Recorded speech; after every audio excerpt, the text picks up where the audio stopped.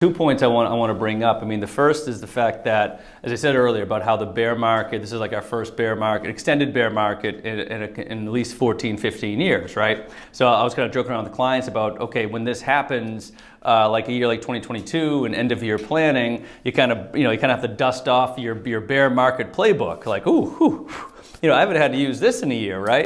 In years. So then you open it up, and the first thing you see that we're talking about is tax loss harvesting. Looking at your positions, finding out which ones you can swap around, stay invested, but at the same time harvest those losses to use both against future sales or against any type of current sales of property that you do.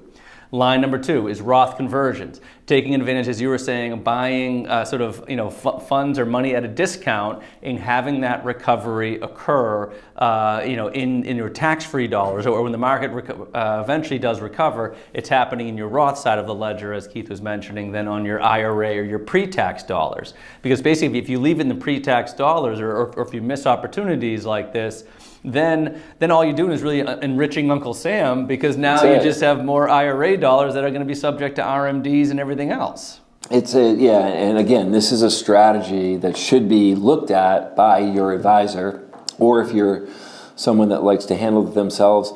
It's important to visit these strategies because these opportunities don't come along that often. Again, we've seen 2 in the last 18 months. Yeah.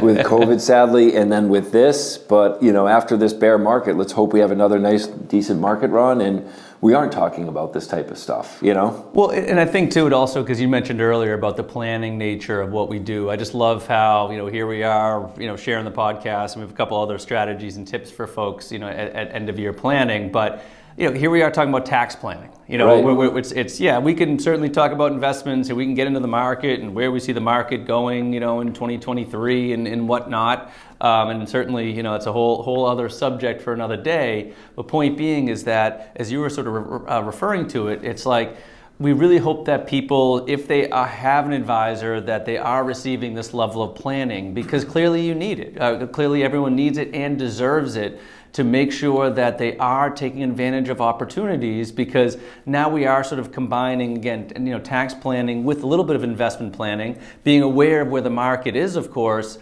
but then making sure that you are leveraging and using every last bit of energy and effort to make a very difficult situation that much better.